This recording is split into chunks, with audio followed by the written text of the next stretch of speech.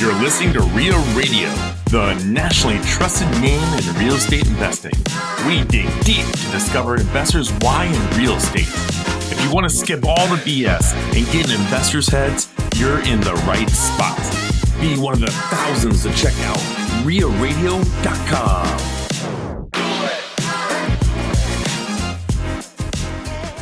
The bigger thing is, how do we scale and not either go insane or explode? And that comes down to, for us, is systems and processes, like I said before. And I know everybody, that's kind of a buzzword that people say, systems and processes. We go to the nth degree. The big thing for that is when you have systems like that, when you have that kind of accountability and it's right there on your screen. We talked about AI earlier and just all this automation systems. I can train an employee in a week where it used to take a month.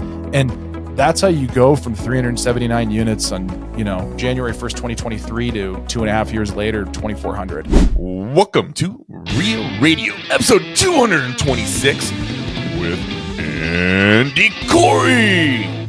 Andy, I'm looking at Ted's notes here from, let me rephrase. I'm looking at ChatGPT notes provided by Ted. And it says here a little anecdote where you are known to be quiet and humble in public, but sharp and driven behind the scenes. Would you say that's accurate? No. Just so you know, he sent me his ChatGPT notes. You know how he asked ChatGPT to put his notes go? He says, "Good morning, ChatGPT," or what? I like to be polite just in case there's an AI takeover. They're going to remember me. No, I always say thank you too, actually. I do too. I say thank you. Good morning.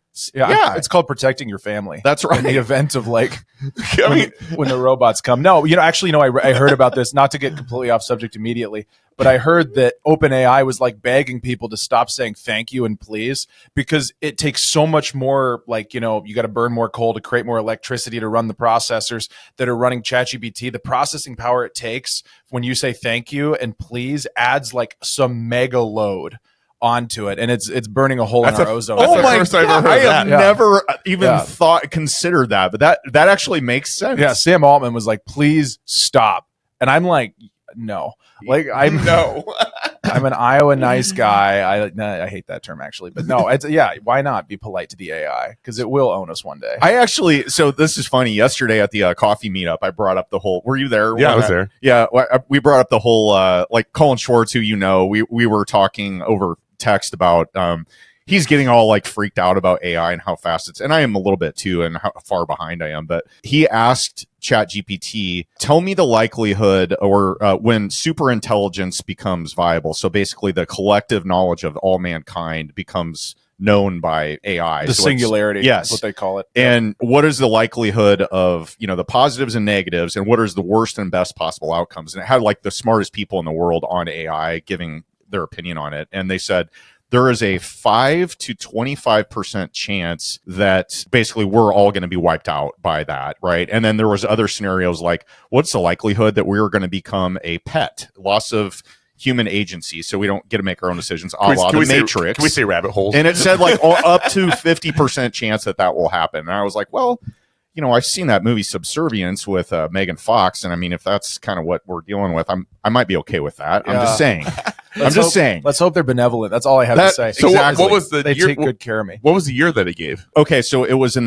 within the 21st century. Okay, that will happen. So it's sometime within the next 30 years. But there was Elon Musk said 2028. No, I think it's going really fast. I think it's my big hope for AI is that the computer takes as good a care of me as my wife takes care of our dog. Is if I could just live my dog's life and there's a computer with my parent, it is what it is. You're just fed and watered daily, exactly. And you're good. Yeah, it'll dispense a beer to you once in a while, and I could be down with that. Give me a reward when I'm nice. Yeah, exactly. A little pat on the head. I think the biggest thing about AI that's interesting right now is it really hasn't started taking jobs yet, but when will it? And the whole I think it has though. It's already taking the low level jobs, Uber drivers in Phoenix. Yeah, it's going to take those, but I'm more talking when's it going to start taking engineering jobs? When it's going to start taking radiologist jobs, pilots, lawyers, paralegals. It's already taking VA jobs, because I tell you what, I'd probably have one more VA if it wasn't for AI. Yeah. Really? Yeah, it's an interesting thing in general, but I don't know. I mean, it helps me a ton. ChatGPT is my best friend. Do you use it a lot? Oh yeah, all the time. Emails, spreadsheets. You can't totally trust it with spreadsheets. You throw in something, it'll get a number wrong randomly, which is weird because it totally takes in graphics. Yeah. Oh my! graphics too. What is the deal with graphics? I mean, like, create a graphic that says exactly this, and then it'll come out with something else. Do you see that You got to pay for a higher version. I do. Yeah. I pay like $20 a month or whatever. No, I mean, there's AI graphic programs out there that you can pay like way more 40, 50. And that's what they specifically do, and that's where you get the badass graphics. Yeah, it's like a ChatGPT wrapper is what they call that. They basically take ChatGPT and they pump it up with steroids, and it does something really specific, and then like they raise like $10 billion and make it a startup. So this was crazy. I didn't know this, but it was out in, it was either like Forbes or Reuters or some article that came out, and they said that Mark Zuckerberg has been so like bent out of shape about Facebook and Meta's lack of AI leadership, and they seem to not be able to get to the forefront in that despite massive hiring efforts. And apparently they offered $100 million signing bonuses to some of the top people at OpenAI. $100 million. Well, it's like, an arms. why wouldn't you do it? It's an arms race. Yeah. And I mean, maybe they just want to ride the train they're already on, and the work's more important to them. I don't know personally. It's probably a passion project for those people. Yeah, they're probably so out there that money doesn't mean anything. They're just living in their house in the dark anyway. But it's interesting. It almost makes me like, why is OpenAI the only one that's been able to figure it out? How did they come out of nowhere and maybe they've been working on this one thing this entire time? I still sometimes, it was Elon. He was there apparently. I'm sometimes suspicious that ChatGPT is just like a million Indian guys in India, in some warehouse in India, just answering all my questions and typing all my emails for me. And that's what Facebook can't figure out, is they're like, why is it just not? It's just not that good. And it's like, you guys haven't found the loophole yet. Like, you haven't uncovered the warehouse. It's like, oh my God. I've never heard anybody say that before. That's hilarious. No, you just need to like fly an airplane over India, over like Mumbai, and have like one of those heat-seeking things. And if you just see a bright red building, yeah, it's just like filled with people. Yeah, just hammering a keyboard, just typing. Because whenever I get on ChatGPT in the morning, the first prompt always takes like 45 seconds. And I send a Snapchat to my buddies, and I'm like, my Indian guy is like waking up right now. So, oh my God, India, China, whatever countries things are outsourced to, I don't want to put that on them.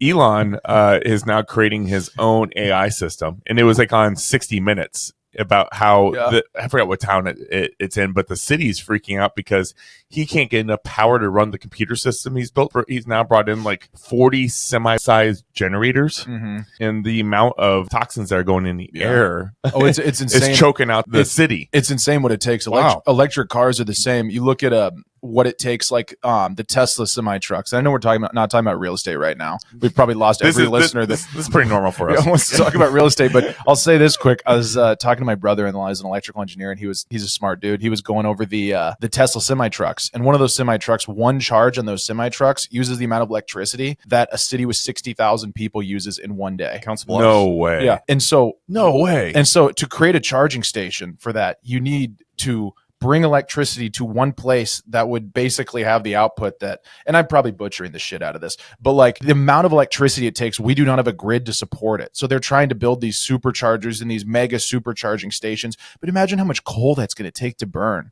I mean, it's like, can't we just burn gas? Like, is coal that much cleaner? I know they say coal is clean, but like, is it that much cleaner? Wow. That how much you're talking about building a power plant. We have a power plant just for Council Bluffs and for the surrounding areas. You're talking about building a power plant literally just for a supercharging station. Man. We're going to have to go nuclear if I can. Yeah, our entire society is built off fossil fuels. Every single thing is like, everything we interact with, from plastic to like rubber to whatever, it's all based off oil. Our whole infrastructure has been engineered around it for the last 150 years. The idea that we're going to switch to electric like that is just like some pipe dream of some like tree hugging guy who's in politics. Like it's not real. They want it to be real, and it helps them get reelected over and over again. But it's just like, we need like another 200 years. Did you hear about the guy that made the hydrogen car? They killed him. Yeah, and he says, and then on his deathbed, he's like, I got poisoned. Yeah. But it was like a matter of a couple gallons of water that the car ran on to go across the country. And now Toyota just announced that they have their engine that they now produce that they're looking to come out with that runs on water. Really? Oh, that's not going to go well. I'm going to short Toyota stock right now. Yeah. Well, okay. Speaking of It's interesting though. Speaking of engineering, you got an engineering background and you ended up in real estate. I don't know why this continuously happens to people. That was kind of forced upon me, to be honest. Was it? So yeah. So if I go all the way back and actually talk about real estate for a second, I was raised in a real estate family. I'm fortunate enough to be standing on my parents' shoulders and be second generation in this thing. My dad started out actually working at a power plant, pushing coal when he was in high school. Yeah. And he worked his way up in the power plant to the control room where he had enough free time, still blue collar dude. And all the guys in the control room were all buying two things: rental houses and Berkshire stock. And this is, my dad was born in 57. So this is like 78, 79, maybe early 80s. Uh-huh. And so, he basically took what they said, started buying not a ton of Berkshire, but a ton of houses, bought a lot of houses in North Omaha, eventually started leveling up to apartments, still working his job. I mean, he did not live like a very glamorous life at this point in time. He got married when he was 35 to my mom. He always lived in one of his apartments. He lived on a cot in the back of a hardware store at one point in time just to save money to keep. Sounds like Ben Cat. Yeah. keep buying houses and just keep leveling up his game. And actually married my mom. She was living in one of his apartments working at First National Bank, and she started doing his books for him. And then they just kind of, fostered a relationship and ended up together. But yeah, he just kept buying houses or started buying apartment buildings, and then eventually was in a position where he could quit his day job and do it full time. And prior to that, he'd work 8 hours and then he'd work another 8 hours on his properties. And he was the type of guy where he did all the maintenance himself. He did all the leasing himself. He'd fix HVACs. He'd fix plumbing. I mean, he ran like a 10% expense ratio, like just an absolute dog. And so we were raised in this. We were raised in this business our whole lives. From the time I was, I could pretty much walk. I was going in the truck with him and I was gophering tools for him. This was dinner conversations every single night, just talking about deals, talking about different things, about operating and things like that. I kind of like compare it to like, growing up on a farm, but our farm was like multifamily. And that's what we lived and breathed and talked about all the time. And me and my brothers all worked all maintenance guys. Yeah. Well, like, painters, yeah, gophers. I think when I was a senior in high school, I got to manage a building that had we had like a 110 unit building on St. Mary's that we still have actually. And I got to manage that for one summer. I guess okay. It's 110 units. Yeah. And they had it running like a clock anyway. Yeah. And so I probably just honestly gummed up the works, but like it was like an investment in my education, I guess. But yeah, so we did he pay you for managing it? Yeah, I got paid. What was the pay structure he gave you? $10 an hour and a roof over my head. Yeah. And and $10 an hour back then was that's not bad. I can't even believe what people are making now for like an entry level job. Like I started at 5 when I was like 12, and I thought 5 was big because I had money. And we operated in a household where we went out to dinner with our parents. Obviously, they took us on vacation, but like if I was doing anything myself, I was paying for it. Putting gas in my car, I was paying for my car insurance, things like that. Like basically just always kind of handling my money. So I always was very big on saving and things like that. But anyway, what year was that when you were working your senior year there? My senior year, 14. Okay. 14. Because I think my first job was in probably 95, 96. And I think minimum wage was like $3.75 an hour. I made $4 an hour at Radio Shack when I was in high school. Yeah, it was a little pizza place called WC Frank's. Yeah. Brutal. So do you think in retrospect, your dad was happy that he decided on Northo houses versus Berkshire stock back in the day? I'm not. Because now I'm a landlord. Yeah, that's a tricky trade-off. He did get some Berkshire, but the thing is I don't think anyone could know where he was where it was going. I mean, I think he bought some Berkshire, he bought some other stocks. He was really successful in the market as well. I mean, he was just like, since he was a kid, since he was like 6 years old, he had a paper route. He always had different businesses going on since he was a kid. He grew up in a house in the east side of Des Moines with 9 brothers and sisters. His parents were hardworking, but I mean, they just didn't have a ton. And so everybody in the house worked. He put himself through Dowling in Des Moines, the Catholic high school. Mm-hmm. He paid his own tuition and had a full-time job throughout that whole entire time. And he had multiple businesses. I mean, he had like a horse business. He had like a sandwich making business. And then real estate was the one that just buying houses was the one he could just have control over and stuck. But his big thing was he didn't want to have any masters. He wanted to be his own guy. He wanted to do what he wanted to do whenever he wanted to do it. And he didn't want anyone telling him anything. That was his big goal, is to get yeah, that's my jam too. Yeah. Yeah. He was kind of before the real estate wave, and he was doing it at a crazy time because in the 80s, interest rates are like 16%. Yep.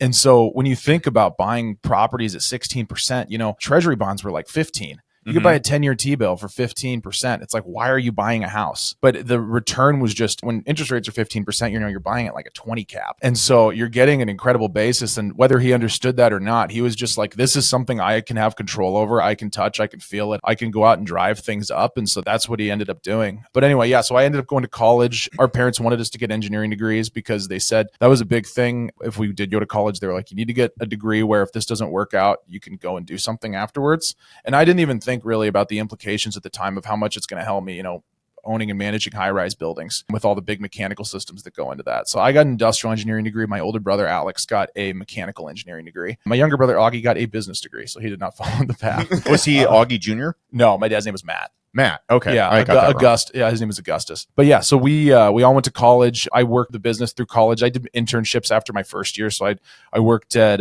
Land O'Lakes, Smithfield Foods, Volvo trucks, not Volvo cars though. So we were making like Mack trucks and things like that. And worked a bunch of engineering internships. My senior year of college, 2019, my dad got an autoimmune. He had an autoimmune disease pop up where his blood was, it's hard to explain. Basically, his blood couldn't make enough platelets.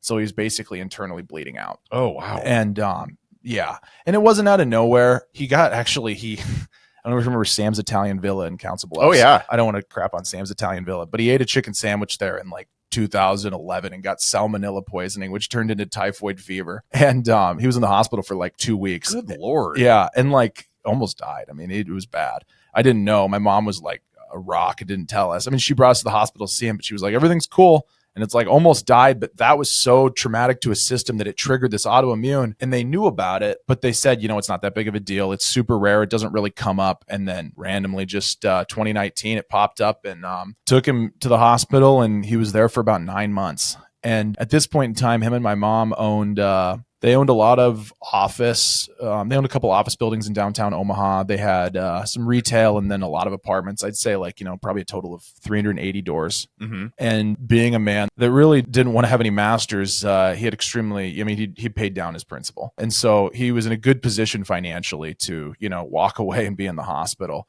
but still traumatic. And my mom, absolute rock, basically carried the business for those 9 months while, you know, being in the hospital with him every single day. And things did lag a bit. I mean, our occupancy went down like 20%. Mm-hmm. And were you guys working in the business to help at that time also? I was in college. Okay. My older brother was in Minneapolis working for Ecolab. I mean, to be totally honest with you guys, I was just kind of a kid. Yeah. And dealing with it. And and we also didn't really know. I mean, we were both doing our jobs. Like I graduated. He died about 3 weeks after I graduated from college. Is this while he's in the hospital? Yeah, he never got out of the hospital. But he died about 3 weeks after I graduated from college. I was in my job. And to be honest with you guys, I mean, I was working at a feed mill as an engineer out in Lincoln for Land O'Lakes. And I just kind of like dove into my work and just started taking some long days, try to get my mind off things. Were you and your dad pretty close? Yeah, as close as you can be. I mean, he was a tough guy. Yeah. But he was a great guy. And I always say, you know, like my dad died when I was 23, but for those 23 years, I probably had a better dad than most people as far as what he taught me and the impact he had on me. And so, yeah, I kind of dove in. Alex was a little more involved. I got to say, my brother is like some of the biggest shoulders like anybody could have. After my dad died, he came into the business part-time to help out my mom and really just put his arms around it. He put his arms around the vacancy. He had, 20%, I think we were 80% or 75% occupied. You think about that across 400 units. I mean, that's 100 doors. Yeah. You have to turn. It's a lot of leasing, a lot of make readies. We didn't really have a ton of employees either. We had maybe 2 or 3. And so, I mean, he put his arms around it and absolutely carried the ship, got us back up to a point where we were semi-occupied, then entered the business full-time in 2020. He entered the business full-time in 2020. My dad died August 20th. Or August 23rd, 2019. So Alex entered early 2020, eventually ended up going in full time. And then once we were stabilized, he started to look at some of our office properties in downtown Omaha and said, you know, our vacancy is really bad. We're going to need to do some severe CapEx to get these up. I don't like office. I mean, he was astute enough to in 2019 or 2020 be like, I don't like office. This was right during COVID when this was before COVID. Right before it? Yeah, this was right before COVID when he decided I don't like office. And he, And that's pretty good timing. Yeah. And he the thing about office and the thing about retail is, as a multifamily guy, you know, I can go out, worst case scenario, if all my employees quit, I can go out, I can put a apartment on Zillow. I can put an apartment on Facebook Marketplace. I can rent out the units myself. I can do the maintenance myself. When it comes to office or retail, you need a broker to lease them. There's commissions. There's fewer tenants. It can take months and months to find one. And it's so much harder. I can't have an effect on that like I can have an effect on multifamily. I could. Owen's got an office building to sell down in Counts Bluffs. So there you go. Don't we all? Yeah. But I know when you're talking about. I used to have an office in there.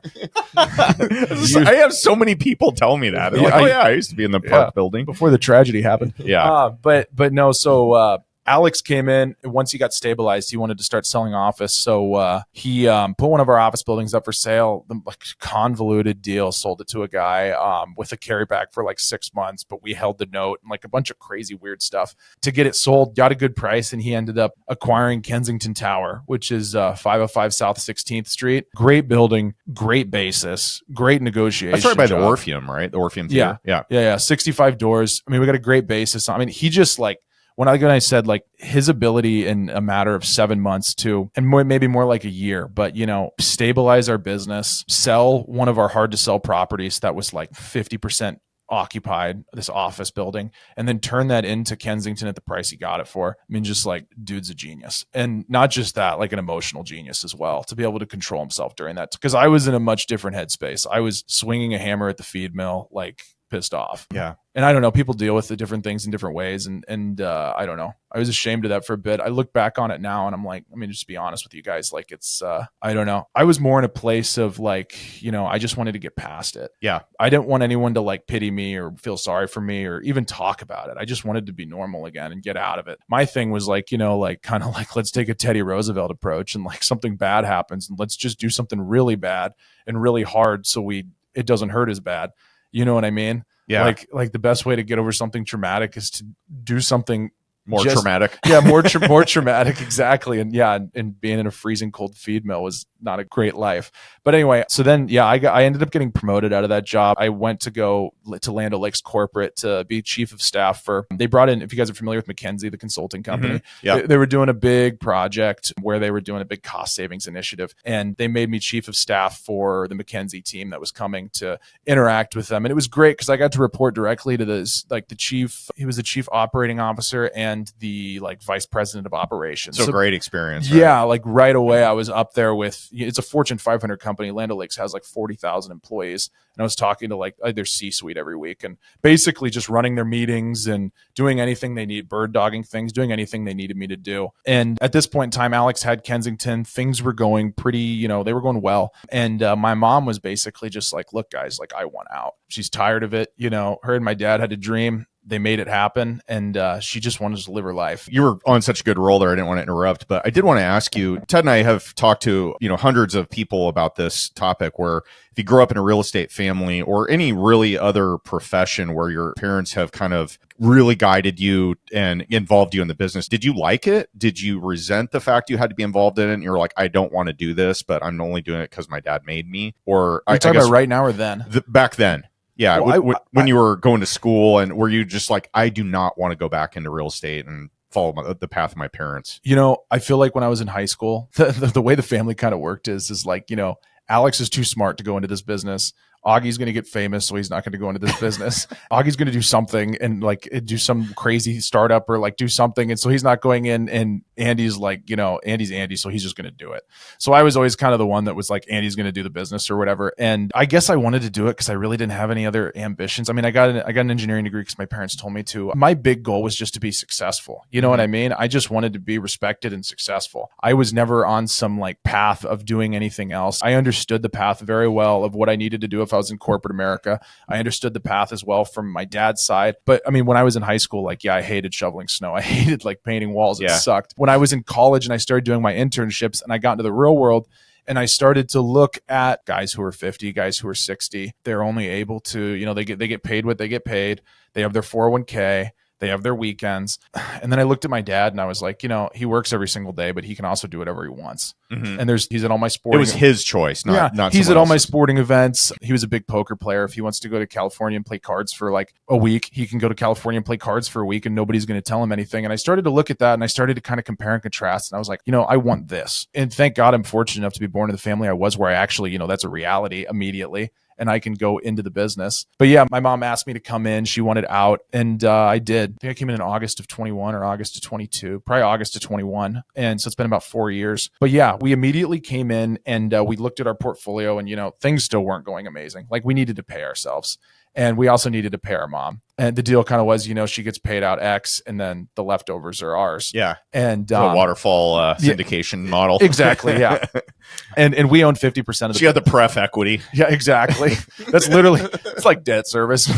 But basically we were like, we need to make some serious moves here. We need to, make our business make our properties more profitable, and also just, get rid of some more office properties, get some more of these properties that are no longer appealing to us and turn them into, just start leveling up into larger multifamily. And I'm really going back to my brain, because it's crazy, even 3 years ago, just how small my brain was compared to now. And I'm not saying I'm super smart now, but it's crazy how much you learn in such a short amount of time. And it's crazy what your mindsets are. We do VTO. So we run a traction model. Mm-hmm. And I was looking at our VTO the other day. And what does VTO stand for those that don't know? Vision Traction Organizer or something like that. Okay.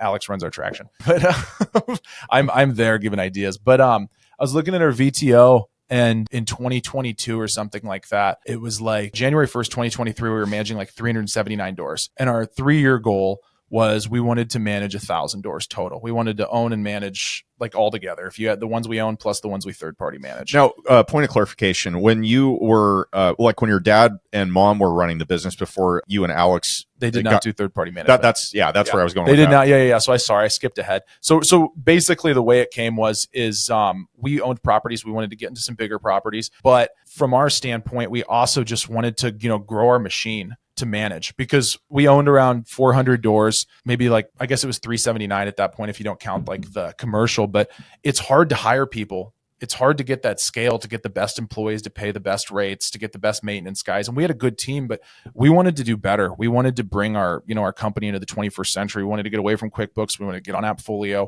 We wanted to have the best software and the best foundation, because we wanted to, we see the power of the cash flow from our properties. And so that's why we decided to go into third-party management. That was a big piece of it, is let's build out this scale. Let's build out this machine. How has that helped you grow? Like, is it like as far as financially, but also I'm assuming you've gotten quite a few leads at properties that you probably bought through the management company also? To be honest, we haven't yet. Really? We've only been doing this management thing. So Kouri Brothers was born what year? Kouri Management. 1986. Kouri Management always existed. Kouri Management always existed. It was founded it wasn't founded in 86, but that's when my dad started buying properties. Kouri Management was always their shell to manage properties. Mm-hmm. And then in 2023, we really started managing properties. 2023, January 1, we had 9 third-party clients or third-party units.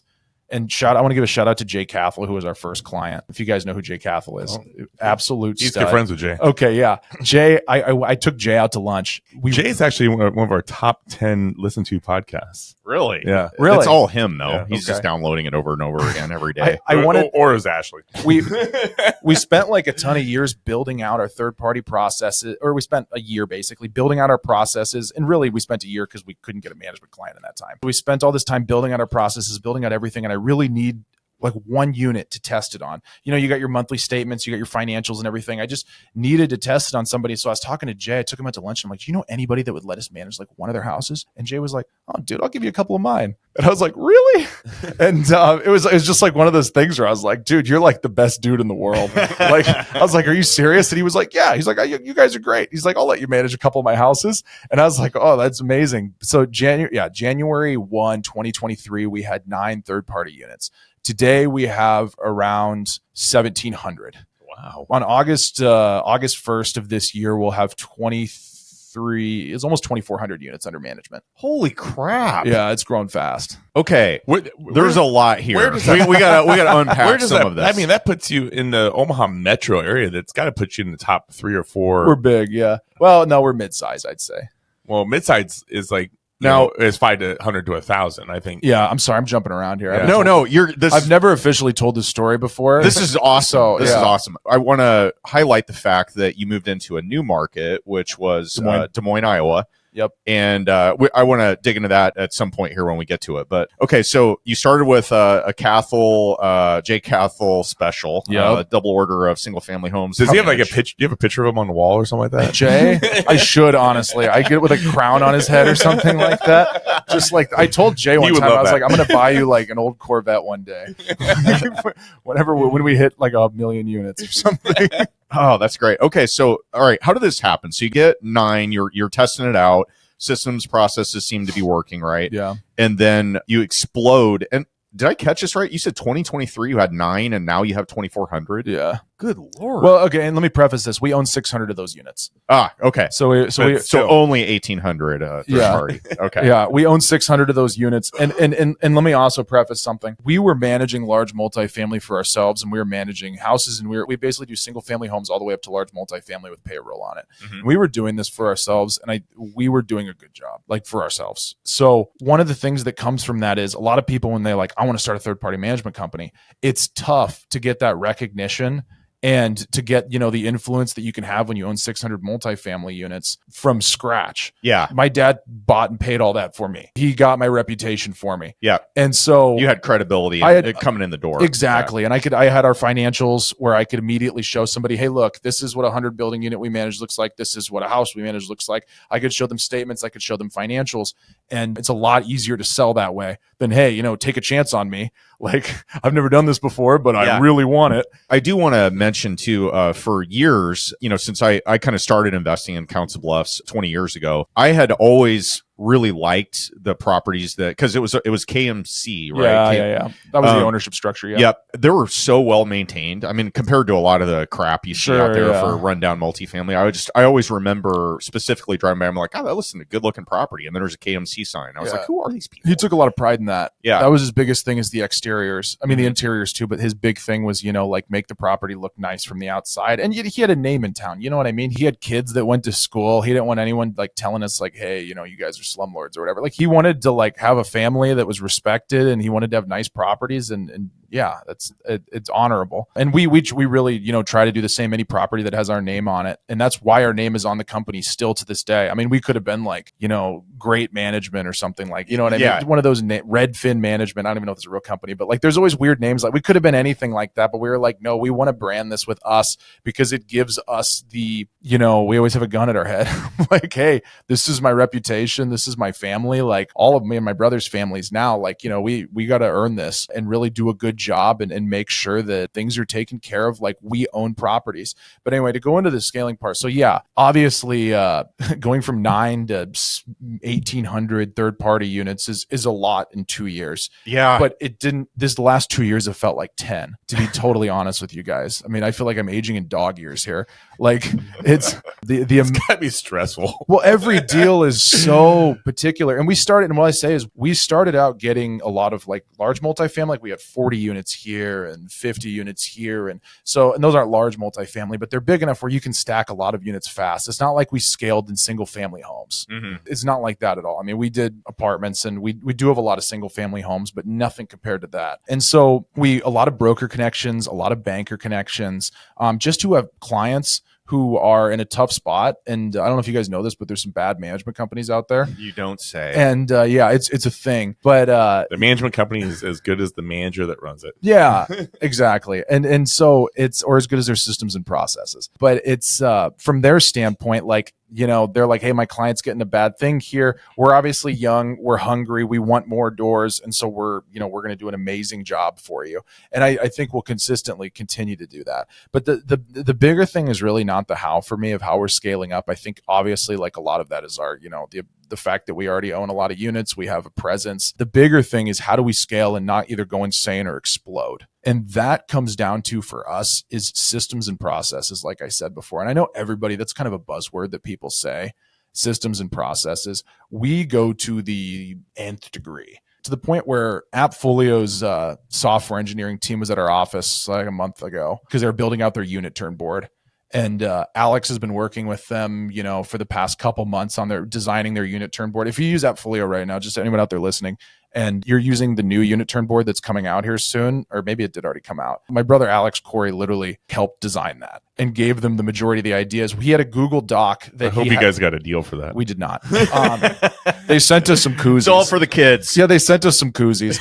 But they literally came to Council Bluffs, Iowa from I think they're in they're based out of some place in San Francisco. They brought 11 engineers out, and Alex just had a beautiful mind session with them for 8 hours straight of just how he would do it, how he'd do this. But all of these functions within Appfolio, we're talking to the engineering, the back end on it, saying, hey, this totally sucks. This is great. Do this, change this. And I mean, Alex is meeting with them probably once every 2 weeks, once a week at this point. And it's great for us because, that's how amazing of a company Appfolio is. It's a gigantic, if you look at their market cap, they're a $20 billion, $30 billion company, but they're talking to somebody in Council Bluffs, Iowa about how they can do things better. And they're interviewing our property managers when they came out. They're watching them use the tools and things like that. But really, drilling into your software that hard, Appfolio has a function called workflows. You guys familiar with that? Mm-hmm. Okay. So everything that a property manager, an assistant property manager, even a maintenance tech does within our system is documented in some ways. Let's say you're a property manager, Owen, mm-hmm. and an inquiry comes in, or in our case, assistant property manager. By the way. Yeah. Well, let's say your replacement comes in and they have more gumption. Fair. And they let's say they come in and an inquiry comes in. A workflow pops up on their screen and says, a guest card has come into Appfolio. You have 4 hours to respond to them. And it gives you instructions with a script on what to say. So then they'll say that, they'll document that it happened. They'll click next. Then it'll say, okay, you need to send them an application. You need to schedule a showing with them. They'll do that. They'll click next. This is all timed, by the way. Mm-hmm. If they don't complete this function in the allotted time, then the big red light comes up on their manager's screen and says, hey, a workflow is late. And then they have to answer for that. And if a workflow is late, they can put in notes and say, hey, look, this came up and I'll do it here now. But if they don't have an explanation for it, then we need to have answers for that. And the big thing for that is when you have systems like that, and that's not just for leasing, that's for everything, evictions, delinquency, maintenance, things to make sure work orders are getting done quickly, make sure apartments are getting leased fast. When you have that kind of accountability and it's right there on your screen, we talked about AI earlier and just all this automation systems. I can train an employee in a week where it used to take a month. And also that employee is doing the exact same best practices that I tested out and created as all my other employees. Every employee is doing the exact same thing because the instructions are right there on the workflows and I can see whether they're doing it correctly, whether they're doing it in the amount of time I need them to do it in. And that's how you go from 379 units on, January 1st, 2023 to 2.5 years later, 2,400. How much staff does it take to manage 2,400 units? We got about 30 employees. Oh, shit. So not that many. Not that many. We run lean. We do a property manager and assistant property manager on up to 600 doors. Acquiring that many third-party doors, do you have somebody that's specifically involved in business development? Is that a hat you wear? It's me. Yeah, it's me. So how do you approach that when you're trying to pick off and get new business from somebody that has multifamily properties? Well, first of all, because we have the software we have and because we do it the way we do, we can run leaner so we can be more affordable for them. Mm-hmm. That's one thing. The other thing that comes into play big time is being able to, if I'm talking to you and I'm selling you, first of all, I'm going to ask what's your 3 biggest problems that are going on right now in your company. I most likely have solutions right off the top of my head for every single one of your problems. So I can immediately show myself as a solution to you. But the other side, I think where it comes to it is, I'm a part owner in 600 multifamily units. I know what it takes to own units. I know what it takes to make an NOI work. I know what it takes to have a bank that's asking you questions. And so when I'm talking to you as a property owner, I feel like I can relate a lot more. I don't just know what you're going through. I understand what you're going through and I can give you solutions, not just solutions of, hey, here's operation solutions, but hey, here's a lawyer that we used for estate planning. Here's a great banker that does great stuff here. Here's a boiler company that you've never heard of, but their guys are a genius. Because I've gone to the nth degree to, take care of myself and my properties. And so now I can do it for you versus a company that, doesn't own multifamily properties. Yeah. Or you're working with somebody that has no idea what shoes you're in. They'll manage your property and, they might do a good job, but are they a good resource to you for other things as well? One of the biggest things I've found in it, develop my sales approach is I love working with, whether it's a somebody who's contracting for me, whether it's like a lawyer, a banker, a plumber, whoever. I love working with people that are, a mile deep in what they're doing and have a lot of experience where they can give me resources. Like you brought up Colin earlier. Colin's one of the best guys to bullshit with, because if you have any problem, he's gone through it already, and he'll tell you, he's like, hey, you need to call this guy, or you need to do this, or you need to do that. It's the only reason I'm friends with him. Yeah, it's a good resource. But it's such a big thing to have somebody like that. So from my standpoint, if I can be a resource to my clients in that regard of, hey, we're management, but you got my cell. If something's going on, I most likely have dealt with it, and I got somebody that can help you. Yeah. Well, just yesterday at your event, you're talking about how your property manager for your multifamilies is also like your partner, because you said when you have an issue, multiple properties are going to come up for renovation, you're going to have those conversations of what level of rehab should I be doing, what return am I going to get, and what's going to be my best result. It's not just black and white. Renovate it. Exactly. Yeah. We talked about like a unit comes vacant. What is the ROI on doing it just to make ready? How much, natural juice can I put into the NOI through increasing rents? But then what does a light remodel get me? Or we call it a partial turn. And what is a full turn? Like, so you're putting in solid surface counters and all that stuff. And the 3 levels, and then he will give me kind of an estimate on like, okay, here's what I think we can get from market rent on this level of finish. And then you just decide, okay, is the juice worth the squeeze there? And in the next level too, you need to also look at like, where's our building at? What's the vintage of the building? Is this the greatest and best purpose for this asset? We're going to put granite countertops and tile up in this place, but there's a 300 unit Class A building that's going up next door. And so we're going to put ourselves into the Class A market just to compete with a brand new building. That has way more amenities. Yeah, that has way more amenities. And, now we've put all this money in and we're not going to hit the ROI that we thought we were going to get. There's ideas like that too. It's like, how do you look at a long-term approach of what you're doing? I look at that with my clients a lot of, okay, this is your plan. What's your exit strategy look like? How many years down the road? What if you can't exit? Are you stuck? A lot of the things we do in property management, or just in the business world in general, is Jeff Bezos said this, and I thought it was like really interesting. There's like 2 doors. There's 2 types of doors. There's one type of door where you can go in and you go into the room and you can come right back out. There's another door where you go in and you can't get out of the room. And so that's like, like demoing an entire unit. It's like once we demo an entire unit and we return it, it's like we can't get out of that room. Yeah, you can't get halfway pregnant. Yeah, exactly. I really like situations where I can walk and I can look around and I can come back out. I don't like to walk into that room and not be able to get out, because it doesn't scale long term. You have so little time to accomplish what you want to accomplish. I mean, guys, I look at a work week like, if I have to go to work 8 hours a day, I want to get as big as possible and, create as crazy of a legacy for my family as I can. And I have how many years to do it? Maybe I'm 29. I maybe have another 30, 40. I don't think I'd retire like fully, but like I only have so many years to really accomplish what I want to do. And before I get old and irrelevant, where I'm like, if I'm 60, am I really operating on all cylinders? I knew he was going to look at me. No. Not 60. You're not okay? 60. 50 is a new 25. Yeah, you look great. Thanks, You're in brother. better shape than I am, to be honest. But yeah, I only have so much time. So like, I don't want to waste time going down all these rabbit holes and you have to make mistakes. But one thing I've realized from doing this for the last 4 years and scaling and doing all this other stuff is like, if I can take the smoothest route possible, I might not have like a massive win over here. Like I might not hit a jackpot, but if I can just consistently win over and over again, it exponentially grows. If I can just like same thing with like acquiring properties, like we're doing this management thing, but we're also I want to own 2,000 units that are relatively like paid down by the time I'm in my 60s. How am I going to do that? Well, I need to start buying properties right now, because 20, 25 year schedule, if I want to be 60 and be paid off, because that is the goal at the end of the day is, like I look at my parents and I'm like, they were in a situation where they were bulletproof because they owned 400 units, basically paid off.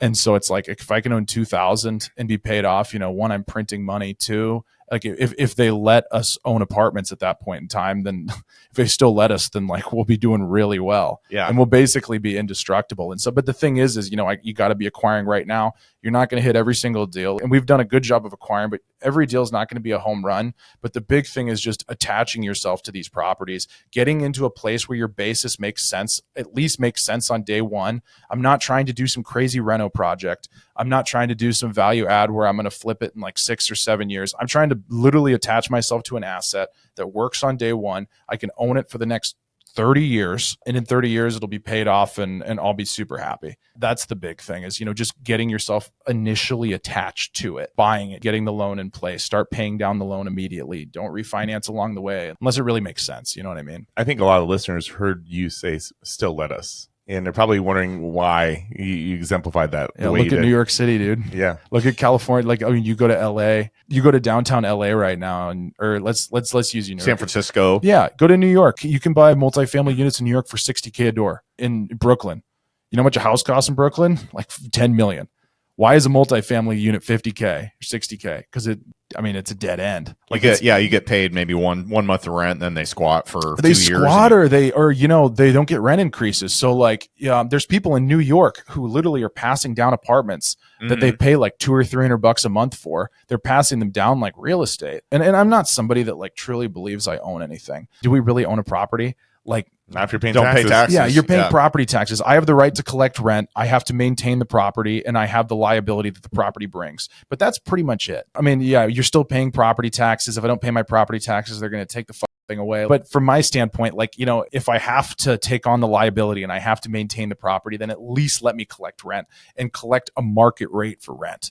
And that's my big thing, is if they let us own apartments in 30 years. I don't know if they will. I hope they do, because, all my eggs are in this basket. I don't own any Berkshire stock, but if they let us, I don't know. I knew that was gonna be good, so I had to it's the truth, man. It's scary what's happening, and everything the media does right now with real estate is so insane. From whether it's the single family house thing where they're saying BlackRock's buying up all the single family houses, private equity and landlords own I think it's 21% of the houses in the country, or maybe 13. It's nothing. Yeah, it's not high. It's a drop in the bucket. Honestly. No, it's nothing. Everyone wants to blame private equity for ruining the housing market. The real problem is interest rates went down to 3%. The market exploded, and also home builders right now are just not building starter homes because it doesn't make sense economically. Every house is a 5-bedroom McMansion because it basically costs the same to build as a 3-bedroom or a 2-bedroom. So they're going to build the 5-bedroom because they could sell it for $200,000 or $300,000 more, and that's what's killing the housing market. There are no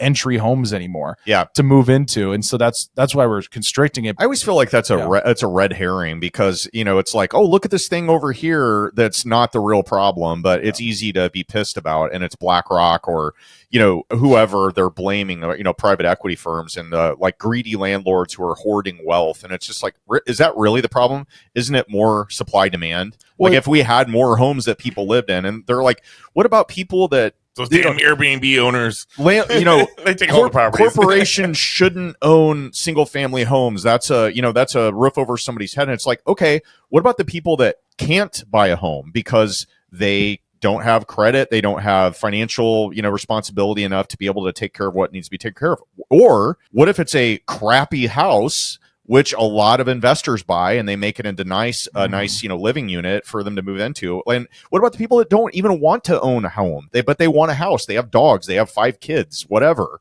right? So you're saying they should just live in apartments? I just don't understand the logic there, because they're like, oh, a corporation shouldn't own. It's like, okay, so you would prefer that people just own it in their own name? Is that what you're saying? Yeah. Everybody has a corporation. I have corporations. It's an LLC. It's all just noise, dude. Yeah, the thing is, it's just noise to get reelected. That's the big thing. When it really comes down to it, and I look at a place like New York City, and I'm like, how do you fix this? You're like, well, you need to build more housing. Why can't you build any more housing? Well, the laws are really restrictive. Well, who made the laws? It's like, well, all the people who own all the property, and they're forcing scarcity.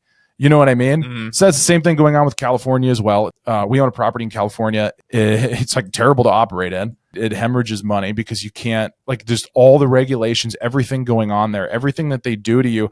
And you look at it and you're like, why is this? And it's like, well, the person that made the laws doesn't want any more houses. Mm-hmm. And they want it to be hard to operate here, so other people don't want to be here. And, scarcity plus a great location equals crazy prices. Mm-hmm. And so they're just helping themselves. They're just scratching their own back, which, you know what, I don't know. I mean, obviously immoral, but they're being greedy Americans, which is what everybody kind of is at the end of the day. You look at somebody that's screaming at them. It's like, well, if you were in their position, what would you do? Are you going to protect your own interest? Does anyone else really give a shit about you? Right. It's, Right. I mean, and that's really cynical to say, but like when it really comes down to it, it's like nobody gives a shit about you but your family and maybe your very close friends, but everybody else. I mean, you got to not look out for yourself in like it sounds really cynical to say, you know what I mean? But it's like, I don't know, like everyone wants to take something, everyone wants to have something. So you need to obviously protect yourself. That's why we have LLCs. Mm-hmm. That's why we have corporations. That's why we have, like the corporate veil or whatever you want to call it. Yeah. And now am I going to like run for governor and like destroy Nebraska? They're going to clip this, this whole rant you just went on. Yeah, so. exactly. Am I going to run for governor and like, make building housing really hard? Yes. No. I like the platform. I won't get elected. But all right, let's talk market penetration for third-party property management. Des Moines, Iowa, about 2 hours away from the Omaha metro area. How did that happen? 1031. Okay. 1031. So we had a building downtown called the Keyline Building. And it's no secret a gentleman named Mike Moylan wanted to buy it. We were headed for sale, and he owns Shamrock Development. And the building you're talking about was located where? 17th and Harney. Okay, in Omaha. Yeah, downtown Omaha. So it was an office building. It's about 50,000 square feet. Not crazy, like 6 stories. And anyway, we had a big tenant in it. They were moving out. We had the Douglas County Juvenile Corrections that had like 4 floors of the 6. And they gave us their notice, and we were just like, oh no. And so we were like, well, we got to sell it. We need to sell it because otherwise we got to, renovate all this stuff. And we hate office anyway. And this was in 2022. And so like early in 2022, we put it up for sale, and Mike Moylan came along and he was like, yeah, I want to make a Class A office building here. It's historical. It's cool. And we were like, great. And so we went under contract with him. We started looking at 1031 prospects, and that was right at the height of, where interest rates were like 3.5. Yeah. Everything was like a 4 cap. Like 1970s vintage shit was selling for like 3.5, 4 caps or whatever. Yeah. Just ridiculous pricing. And we just could not get into anything that made sense on day one because everything was getting sold via pro forma. And so we were just looking forever. And to Mike Moylan's credit, he's such a great dude. He was like, guys, look, I'm still getting my financing in order. I got a bunch of planning stuff. We can push back the sale if you want to. And we'll just move out the contract, put some more hard money down, and you guys can have more time to look for your 1031. And we were like, oh, nice. Yeah, it was just, it was like one of those great situations where the broker we were using, David Carrick, good guys with Barron Commercial Realty, he was selling it for us. He had a relationship with Mike already. And so he was kind of doing the brokering of like, hey, look, they need more time. You need more time. Let's just, extend it, put a little more hard money down so we don't run away, and we'll be all good here.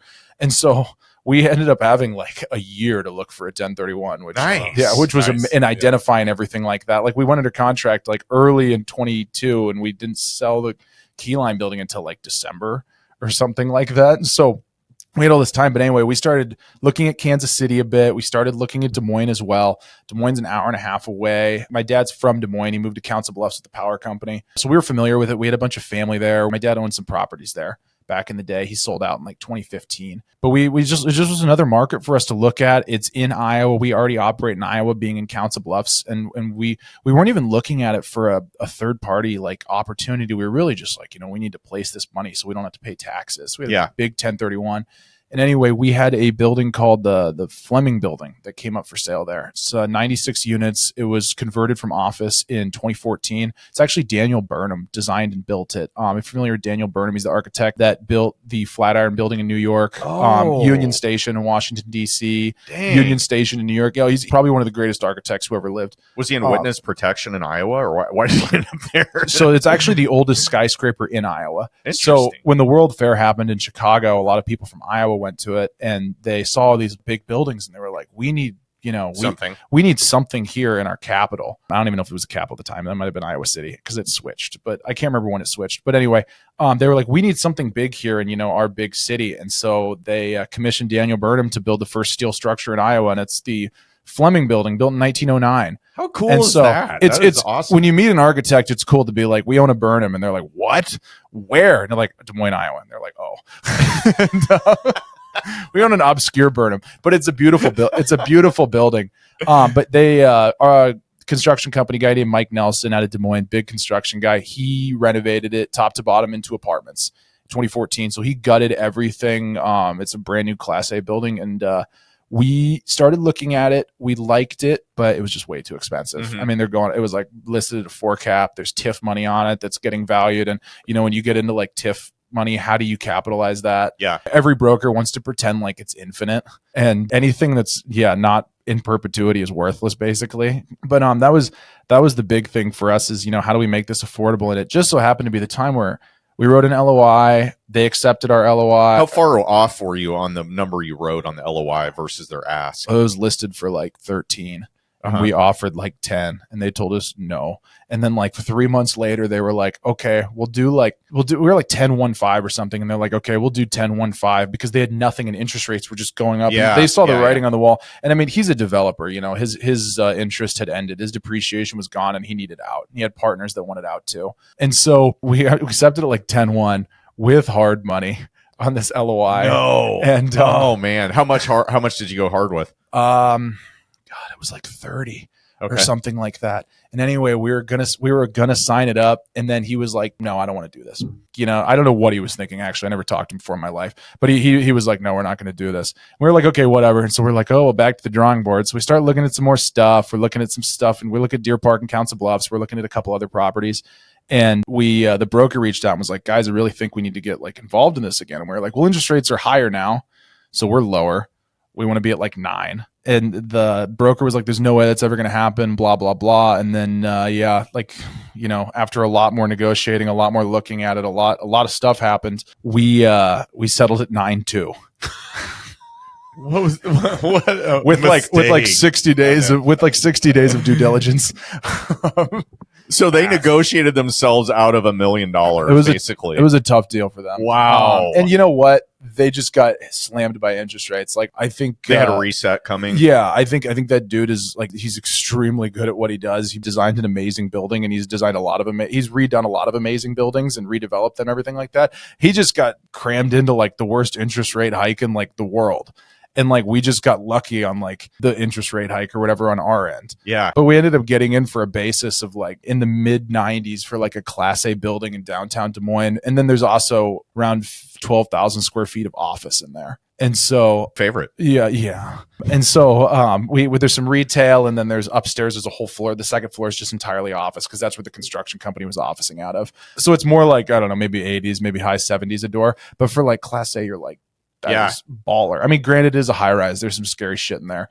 You got a chiller on the roofs. It's going to die one day. And elevators. hurt. Yeah, elevators, things like that. But that's kind of like, I love working with that stuff. Like, it's a lot of fun. I mean, I don't love it. Like, it hurts your pocket really bad, but it creates problems that are fun to work on, not just stupid small things that you're just annoying. Yeah. It's figuring out one of those things is fun, and, it saves a lot of money. And so we ended up buying that building, and then a broker gave us a connection to a client who owned like 72 doors in Des Moines, and we ended up getting him. So we started managing his units, and we were like, one of the things about Des Moines that's really interesting compared to Omaha is a lot of these management contracts come from when properties trade. There's a lot of them where they're existing owners, but a lot of them where the property's trading, out-of-state owner needs to have a management company. And so we know the broker and we get the contract. Yeah. Because we get the referral. I don't know if you guys know this. There's a lot more volume that trades in Des Moines than in Omaha. A ton. Des Moines is, my inbox every day has multiple like multifamily properties. Cy Fox, Ray Hamilton. Yes, exactly. Yeah, I'm like, God, should I unsubscribe to this or just stay on it? I mean, literally, like every hour it seems like I get something. It's crazy. Well, I mean, because they're a fraction of the size of Omaha. You can say the same thing about Lincoln versus Omaha. Every day there's multifamilies going to Lincoln. People hang on to multifamily properties like grim death in Omaha. Like there's hardly any that trade of any size. Yeah. My dad, for instance. Yeah. It's like, and they just never sell or whatever. It's that like Berkshire mentality of like just old dudes that like never sell anything. And and Des Moines, I think it's literally 4x the volume in Des Moines.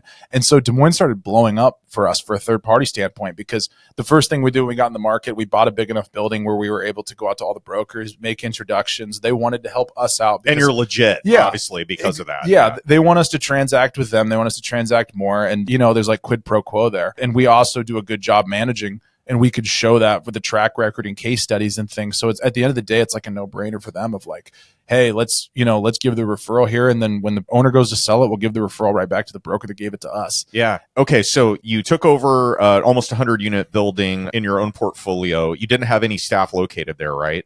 No, dude. How did you? So this is 2021. This is like February 8th. We closed. So the 3-hour drive between, right? No, yeah, well, full time. Yeah, there and back 3 hours. But no, they had a theater room in the Fleming building with a couch. And so for the first couple of weeks, I was just on the couch in the theater room. Casting couch? couch? Yeah, basically. Yeah, they had a great, I mean, it was amazing because I basically just slept in a movie theater. So every night I'd just be watching like Band of Brothers with like a 10-foot screen and just like drinking a beer and like, just like, holy crap. Cause I mean, that was a big deal for us. Yeah. Like 96 door, like now we're like, oh, we want to buy like, at least 200 on every time we swing. But back then it's like we were shitting our pants buying that building because it's like, we're in Des Moines, we're far away. I remember there was this one time where we had a leak in the basement of Kensington, and I'm getting really candid here, but we had a leak in the basement, like a big leak, like where a fire line separated that wasn't properly supported. And like the entire basement filled up with water. And this is like when we're negotiating for Fleming, and I want Fleming, and Alex wants a property in Council Bluffs called Deer Park. And we're both kind of going back and forth. And Alex looks at me and he's like, we don't know what the we're doing. He was like, and he's like, we're not going to Des Moines. And he was like, imagine if this happened in Des Moines. And I'm like, you're right.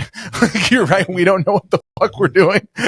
Just like, but we're going to learn. Yeah, exactly. And then the price kept getting better and better and better. And Alex was like, okay.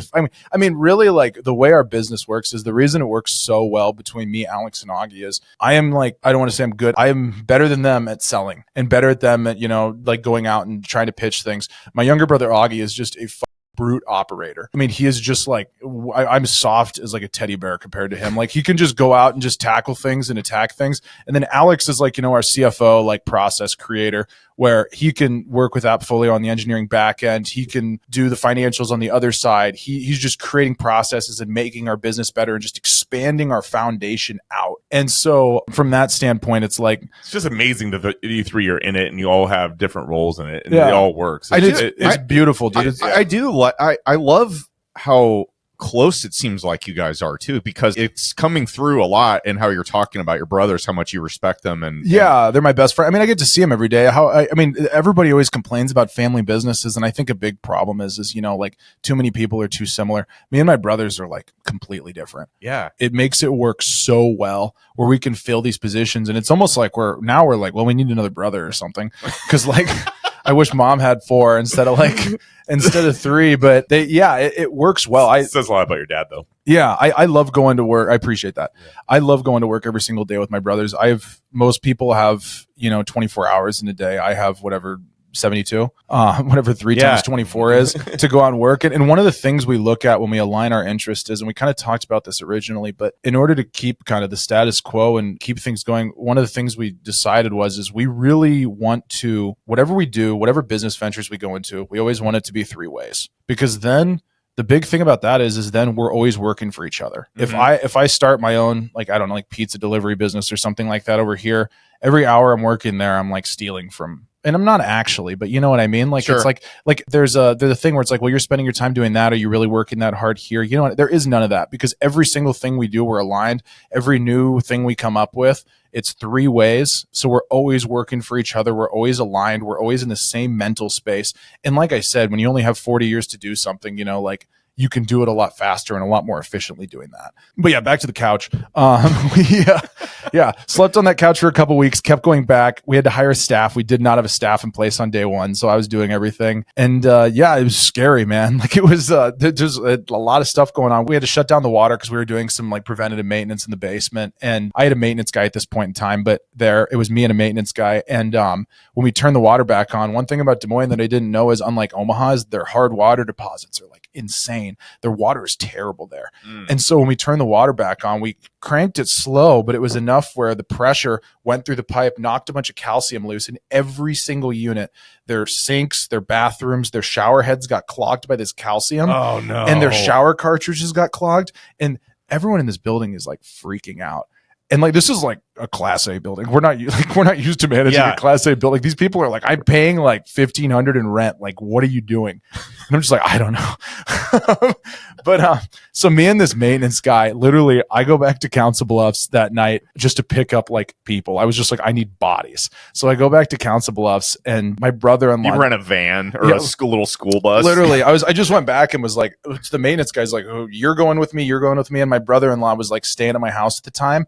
And so I was like, you're going too. And so we all like, rent's due, bro. Hop in. We loaded up the truck and we went to Des Moines, and literally we just raw dogged that thing like for like 12 hours, every single fixture, every single shower head, every single pipe. And we're going through, and like people are like, do you know who the new owners are? Like, this is really messed up. And I was like, that's me. I was like, I'm the dude like in basketball shorts right now, like fixing your pipes or whatever. But we ended up figuring that out, and obviously we scaled up our business to now we manage about 1,300 units in Des Moines, counting our own. So obviously we have a big staff there now. We have a team. We have a great team. And when we have the processes to be able to manage from a distance where, like back to the workflows, if something's going wrong there, or if an employee is just not performing, all I do is go through their workflows, and I can pretty much point out to them every single time, or point out to the manager who then points out to them, hey, look, they're supposed to, why are apartments not leasing? Well, their applications, it's taking them like 3 days, and it should be in 6 hours. They should be getting this application back. Like their conversion timeline from like when a guest card comes in to getting the apartment rented is like 3 or 4 days. That's like unacceptable. Like we need to be within like 24, 36 hours to really capture that excitement and capture that sale of like leasing an apartment. Otherwise, if 3 days pass, they've looked at 6 other places. Yeah, they'll move on. Yeah, and somebody else has gotten it. And so like, and that's, I talk about leasing a lot. Obviously this isn't every category we do, but the leasing is just so important because it's the lifeblood of what we do. But yeah, it's scaled out well. And Des Moines is a great market to be in. Obviously it's so heavily transacted in that I feel like we're maybe hitting somewhat of a rent ceiling, at least on like the top tier apartments. Class C and Class B, obviously, like, the world is their oyster, kind of like every other place. But I actually do push. I get a ton of calls, probably like 3 or 4 calls a week from people who want to invest in Des Moines. And they're like, hey, we found your property management business. We found you here, and they found me on Google or something like that. We want to invest in Des Moines. And usually I'm like, Des Moines is great. You absolutely should. But Omaha is like we're in like the best place for multifamily. Every property we buy in Council Bluffs or Omaha, I mean, the rent increases we get, there is just not enough housing. Mm-hmm. And granted, they're like putting up like 3,000 doors in downtown right now. So like things will get a little bit tighter. But if you own B properties, if you own C properties in Omaha, I mean, you guys probably see it. You're just able to get rent increase because there's so many people out there. There's so many opportunities to buy a property from like a mom and pop owner where their rents are in like 2001. Mm-hmm. And you can just take it to the moon. That doesn't really exist in Des Moines because there's so much outside equity. There's so much debt going in there that everyone's back is against the wall to get the rents to the absolute highest point where people can afford to pay for it. Mm. And you see that in Sioux Falls right now too. Sioux Falls, South Dakota is there's so much action there, and there's a lot of building that's happening too.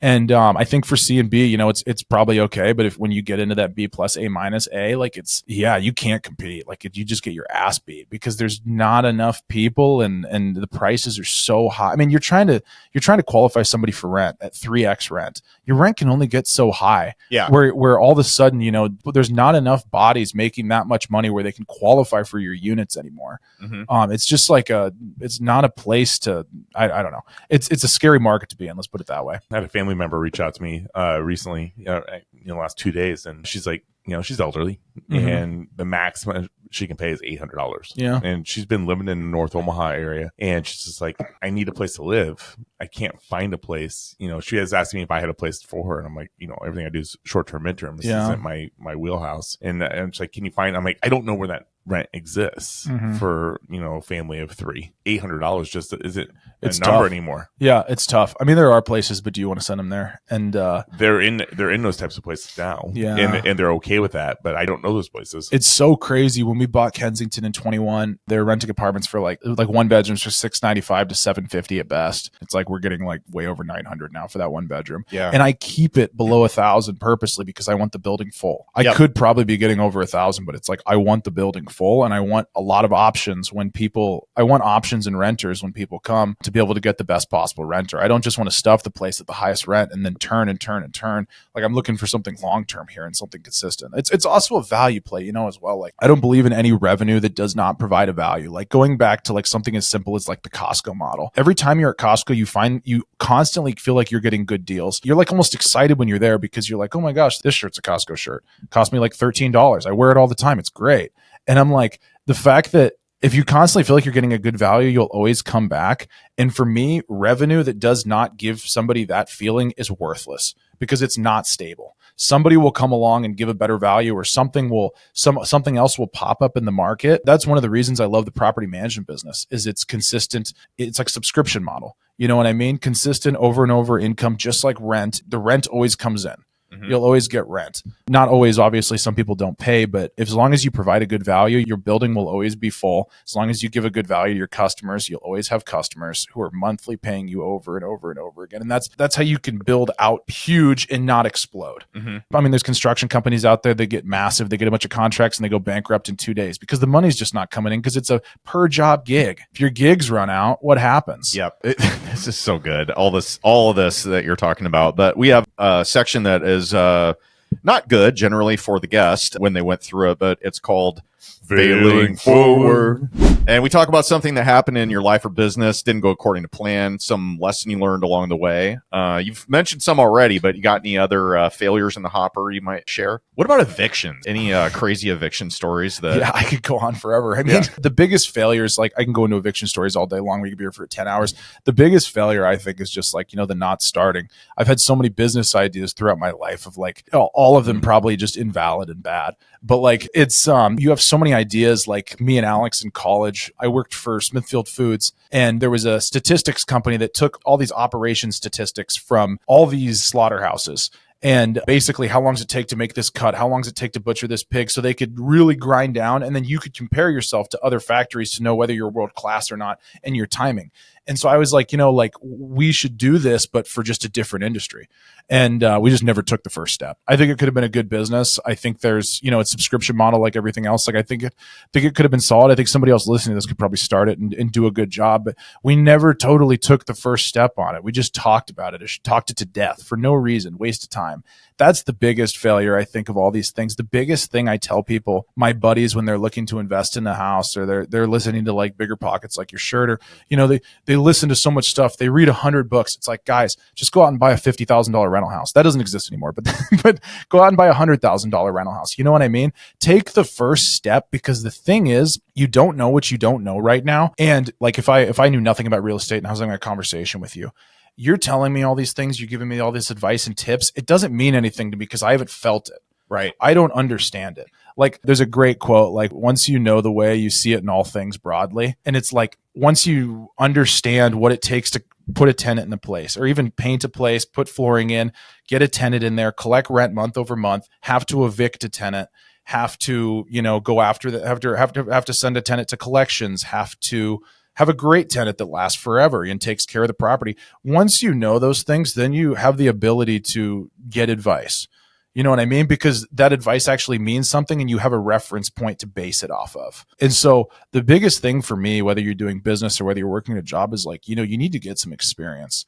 You need to take some steps. You need to do something, and then that advice will actually be worth a shit. If you don't put it in practice, then you never test it. You never know what works, what doesn't work. Because everybody's path is different. Everybody's path is so different in what they do and how they get there.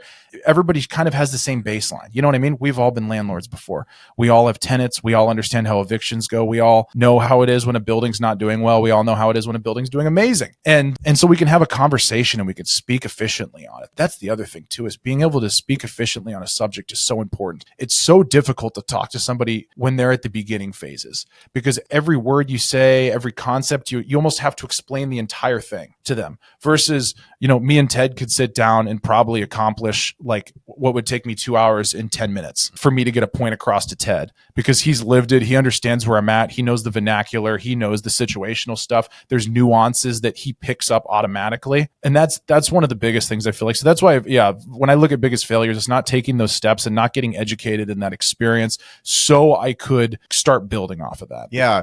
It's kind of like, to your point about somebody that's studying and not, you know, getting off the bench and getting in the game. If you have one person that owns one rental property and they had like, it was a really easy tenant. Like, let's say I leased it to the first person I showed it to. They paid rent on time. I hardly ever get any maintenance calls. They're a dream. And then you talk to another person that does exactly the same thing, except they happen to place a tenant that isn't good and they break a whole bunch of crap. It ends up in an eviction or whatever. And you talk to those two people individually and try to get advice from them. Imagine how different the advice is going to be. And so you don't know what to, it's all going to depend, if you're new, who you're talking to and how you're receiving the information, because you may get scared off, or you may be like, this sounds great.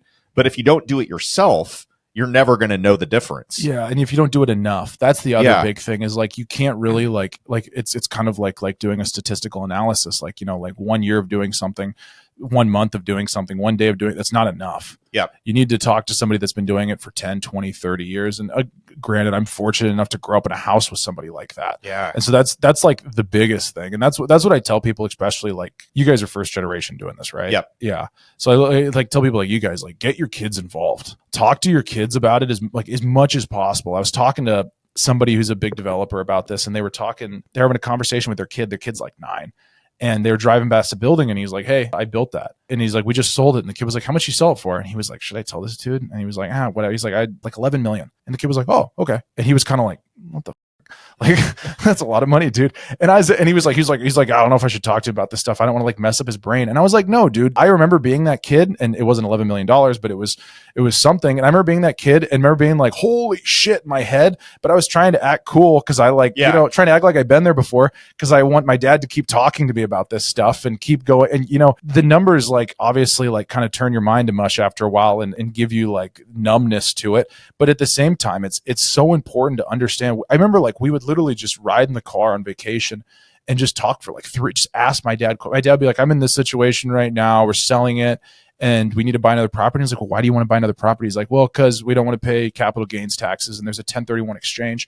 And it's like, what's capital gains tax? And it's like, you just start soaking up all of this information to the point where like, I'm a 19-year-old kid in college going to like the real estate club at Iowa State, and everybody there is like learning all these things. I'm like, this is just like in my head. Yeah, I already knew that. I already have all this stuff, and I'm able to operate on a higher wavelength because I don't have to learn all this stuff initially. But that education is like insane. Like whenever I meet people, I remember meeting kids in high school, and I was like, what do your parents, like, what's your dad do? And they were like, I don't know. He like goes to an office. I was like, you ever ask? You ever like want to know it? And they're like, I don't know. He just like goes to an office every single day. And it's like, I'm getting like this beat into my head constantly at home. It's definitely like leveled me up. Like me and my brothers, I feel like are operating as if we have 10 years of experience, because we kind of did, from just so you do, yeah. being in the world, being around. I mean, I wasn't transacting. I wasn't like doing any real heavy lifting, but I was there mentally the entire time. And I don't know, it's interesting just being around people like that too. Like, a lot of my friends growing up, their parents owned businesses, and just being around their parents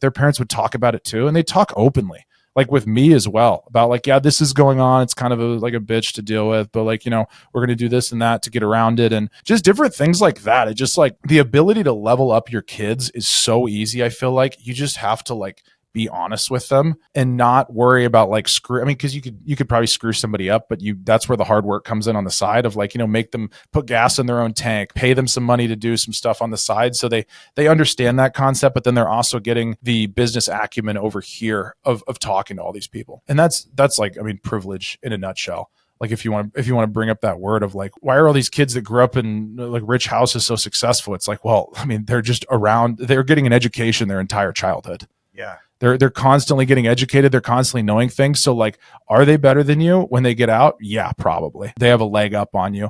So if anybody out there, I guess, who's listening, I keep forgetting people are actually listening to me right now. Oh God. But yeah, if you have kids and you're not talking to them, like you're doing them a huge disservise. And imagine if my dad never talked to me. He died when I was 23. You would have no basis of comparison. Take me 10 years. Options. Yeah, take me 10, 15 years to like, at least learn everything and go through these footsteps. And I think we would be in a lot worse place right now, walking into that portfolio than we are. So yeah. I always have the podcast on when the kids are in the car. And, that brings up a lot of questions. Well, what is he talking about? What is that? What is that? And so that's where our conversations, a lot of ours come from, because my wife does not want to hear it. Sure. But when the kids are in the car, we play the podcast, and that brings up a lot of stuff. But I also if we're driving by something that's a project, or I like to take the kids in the projects with me. Like, hey, this is what we're doing. My daughter seems a lot more interested. My son does. Yeah. But, I mentioned this before, but at a proud dad moment, Carson's like, he's dead set he's going to be a football player. And he's like, yeah, but, I'm going to start buying some properties on the side because I won't be able to play football forever. And that'll be my retirement plan. So I can go do what I want to do. Yeah, that's awesome. There you go. Give him some accountability too. Like I ran the mower truck. So I mowed all our properties in Counts Plus and Omaha. And my job was I had to hire when I was in high school, I had to hire my friends to do it. My dad's like, I'll pay $8 an hour. That's it. And I was like, okay. And then I'd always have a kind of a crew that I'd go with, and it'd take us 2 days to mow all the properties. And I did maintenance the other days. But there were times where my friends would flake and they'd be like, dude, I'm going on vacation, or this is happening, or that's happening. And I remember the first time I ever went to my dad, and I was like, I don't know what I'm going to do. And he's like, yeah, I don't either. He's like, that shit's getting mowed. And I was just like, oh, okay. And then I remember talking to my mom about it, and I was like, I really don't know what I'm going to do. She was like, I don't know why you're talking to me about this. Talk to your dad. And it's they just did not allow us to. They didn't give you an out. Yeah, there's never an out. There was never there was never an out. I had days where me and one guy would mow 40 properties. And it'd take us 3 days, and my dad would be pissed because it took 3 days, and we budgeted $2 for a guy at $8 an hour, which was a mega steal, by the way. I mean, he was oh yeah, that was a great deal. He was no dummy. Yeah, that was it's he got all his properties mowed for $190 or something like that once a week. But yeah, there was absolutely no out. Christmas, all my cousins would be at the house. If it snowed, me and Alex were going to shovel snow. Whether our cousins were opening gifts, and we're just we'll see you guys in 9 hours. And all the employees were off because it's Christmas. So it'd be me, Alex, and my dad just against the storm. And it was horrible. But he went out there with you. Yeah, he was there. Yeah, he was there every single time. Yeah. But the biggest thing that it gave me was obviously one, a sense of urgency, but two, just there is no stopping. There is no quitting. I think me and my brothers have that. That's a great, probably the best thing our dad gave us is we're just going to keep moving forward no matter how shitty it is. And maybe that's really dumb. Maybe you do need to stop at some points, but it's something that I treasure, that dumb thing in your brain where you just don't know when to quit, or it's just not even an option. It's we're getting this done. The basement, we get 5 feet of water in a 40,000 square foot basement in Kensington. Elevators are down. They're telling us we need to replace the elevators. They're telling us they were oh, we need to replace the elevator because it got wet. Elevator's $1.2 million. Me and Alex spent 4 months digging into their technicians, into their people. Ended up, they told us the board was fried and we had to replace the elevators. We found the board on a shelf in an elevator, tiny mom and pop shop in New Hampshire. Found the board, fixed the elevators. They run like they're supposed to now. That board was $400. They had 3 of them, so I bought all 3 of them and ended up saving $1.2 million. When we bought Fleming elevator, and the elevator story is forever. When we bought Fleming, one of the elevators was down. It had been down for 2 years. There's 3 elevators, and they were saying, hey, that we need to replace the shiv in the elevator. It's going to cost 70 or 80,000 or whatever. And we're well, this is a big contingency in our due diligence. We want to make sure this works.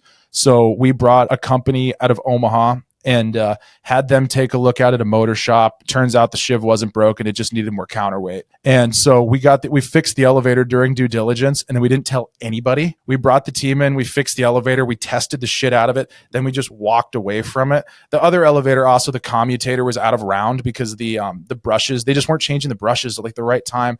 And so they were getting too thin. So basically when your brushes are too thin, they start to bounce on the commutator, and it starts arcing, and then there's dust in an elevator room. So it burns on all that dust. You need your commutator to be perfectly round in order to work. So that was also a big scare. This is a different elevator in the Fleming, but we found this German guy in Florida who fixes commutators, brought him in for $10,000. He took a stone to it. So he spun it and brought a stone, grinded it all the way down. And then obviously our elevator technician fixes the brushes because we do preventative maintenance, and every day our maintenance guy photographs all them. So we have documentation to make sure that we're not fucking up our equipment. But shit like that, where it's you're facing a fucking wall, and somebody's telling you something and you're screwed in this. It's bullshit. I'm going to figure something out. And that's another pitch for when it comes to third party management is look, if somebody's going to manage your property, do you want some random hired property manager standing between you and your bullshit? Or do you you want me, because I'm not every single day in the day-to-day on your properties, but when shit hits the fan like that, like I am the like sword of the darkness or whatever the stupid term is that you want to say. Like, no, yeah, if I want to go cringe on it, but yeah, it's like I'm standing between you and your bullshit, and you want me. You don't want somebody that doesn't give a shit and is has a third party business on the side of their title company, on the side of their brokerage, on the side of, you know what I mean? Like, all I do is manage multifamily. Yeah. I live and breathe multifamily. I've done it since I was a child. I'm a fucking multifamily farmer. Like, it's just, yeah. And so there you go. That's the pitch. I don't know how anybody's going to overcome all of that in an objection, but all right. Well, I could talk to you for another couple hours here, but in the interest of getting you out of here, we do have one last section that we call the OT with Owen and Ted. We've got some questions. Hopefully you had a little bit of time to put some thought into this, but that's all right if it's off the cuff here. You seem to handle that pretty well. All right, first question for you. You ever written a book? No. Okay. Not even close. So let's say you've got a book in the hopper. What do you think you would write it about, or what would you title it? So I thought long and hard about this question, actually. And I was talking to Alex about this, and I was like, dude, I don't know anything. Like, I don't. Like, I mean, I'm 29, dude. I read, I don't write. Like, I'm trying to soak in information. I think that's the most powerful thing I know. But if I absolutely had to write a book, it would be integration of technology into a property management business or business in general. And I haven't really scaled it. I mean, we've gone to 2,000 units in 2 years. There's property management companies out there. Greystar's got like 950,000 doors. We are just a dot. But how fast do they scale to their first 2,000 would be the question. Well, they scaled to 900,000 in like 40 years. See, so that's my point.